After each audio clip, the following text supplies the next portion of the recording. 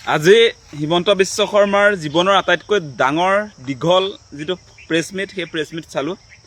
Gaurav Gogoi Pakistani agent সম্পৰ্কত তেওঁ যিটো প্ৰেছ মিট আগবঢ়ালে, 2.5 ঘণ্টা দিল্লীৰ পৰাও বোলে ফ্লাইটৰ টিকেট কাটি মানে কেইবাগৰাকী সাংবাদিকক গুৱাহাটীলৈ নিমন্ত্ৰণ কৰি গৌৰৱ গগৈ যে এগৰাকী পাকিস্তানী এজেণ্ট সেই কথাটোক লৈ তেওঁ SITয়ে যি প্ৰতিবেদন প্ৰকাশ কৰি থৈছিলে তাক ৰাজহুৱা কৰিছে বুলি কৈছে। গৌৰৱ গগৈ পাকিস্তানী এজেণ্ট সম্পৰ্কত তেওঁৰ দীঘলীয়া প্ৰেছ মিটখন শুনিলোঁ।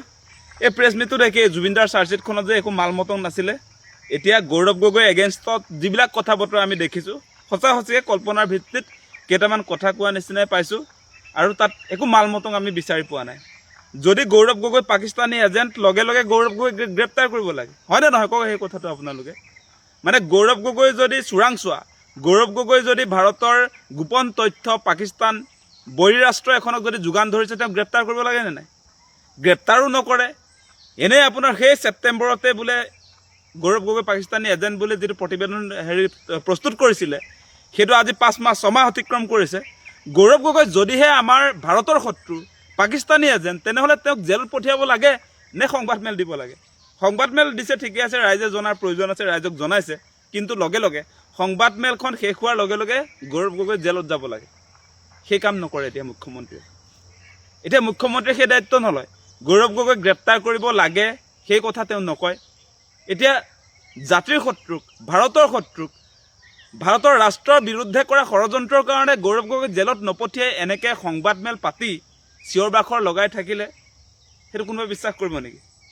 মানে গৌৰৱ গগৈ সম্পৰ্কত সেই যে আমি আজি প্ৰায় এবছৰ ধৰি পাকিস্তানী এজেণ্ট বুলি যে মুখ্যমন্ত্ৰীৰ মুখত শুনি আছোঁ, সেই পাকিস্তানী এজেণ্টজনৰ মুখ্যমন্ত্ৰী হিচাপে হিমন্ত বিশ্ব শৰ্মা কেলৈ আছে? আজি পাকিস্তানী এজেণ্টজনক কিয় গ্ৰেপ্তাৰ কৰিব নোৱাৰে? আজি অসমৰ গৃহ বিভাগৰ মন্ত্ৰীৰ দায়িত্ব হিমন্ত বিশ্ব শৰ্মা নিজে। আৰু এনেকুৱা এখন আমি SITৰ প্ৰতিবেদন দেখিলোঁ, এইটো গৌৰৱ গগৈ পাকিস্তানী এজেণ্ট সম্পৰ্কত।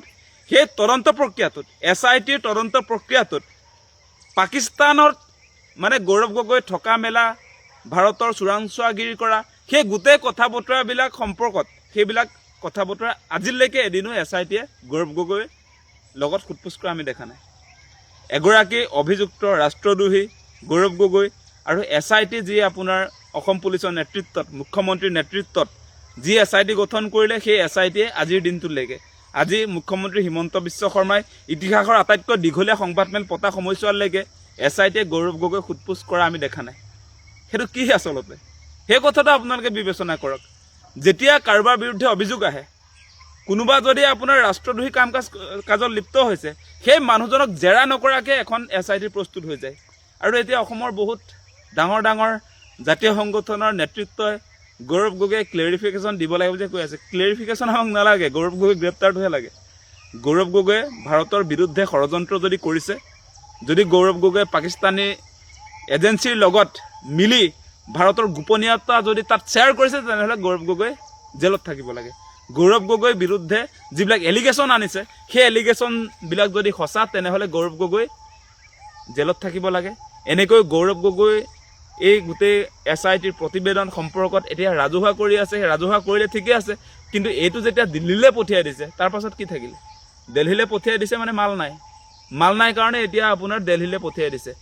সেই আপোনাৰ জুবিনদাৰ কেছটোত বোলে দিল্লী পুলিচৰ কথা কোৱা নাই, CBI নিয়া সেইবিলাকে কৰিব নোৱাৰে বুলি কৈছিলে যে। এতিয়া গৌৰৱ গগৈ কেছটোৰ ক্ষেত্ৰত কিয় অসম পুলিচৰ বিশ্বস্ত এই সেনাবাহিনীবিলাকে আজি এই বিয়াগুম গৃহ বিভাগে কিয় কেছটো ল'ব নোৱাৰে? সেই কথাটো কওক আপোনালোকে। এতিয়া সেইকাৰণে কথাবিলাক ক্লিয়াৰ হৈ গৈছে। যেনেকৈ জুবিনদাৰ হত্যাৰ ক্ষেত্ৰতো SITয়ে যি চাৰ্জশ্বিট দাখিল কৰিলে, 12,000 পৃষ্ঠাৰ যি চাৰ্জশ্বিট দাখিল কৰিলে, তাত যে একো মাল মতং নাই, ঠিক তেনেকৈ আজি গৌৰৱ গগৈৰ বিৰুদ্ধে যিবিলাক এলিগেশ্যন মুখ্যমন্ত্ৰীয়ে দাঙি ধৰিছে, একেটাই পাইছোঁ। কেৱল কল্পনাৰ ভিত্তিত কেইটামান কথা আমি আচলতে শুনিছোঁ, কিন্তু সেই কল্পনাৰ ভিত্তিত এগৰাকী মানুহক কেতিয়াও অপৰাধী হিচাপে সজাব নোৱাৰি। সেইটো এষ্টাব্লিছ কৰিবলৈ হ'লে যিগৰাকী অভিযুক্ত তেখেতক আচলতে সোধপোছ কৰাৰ প্ৰয়োজন আছিলে, সেইটো কিন্তু কৰা নাই। গতিকে সেই কথাখিনিয়ে কৈছোঁ। ইমান ঠিক নহ'ল নেকি?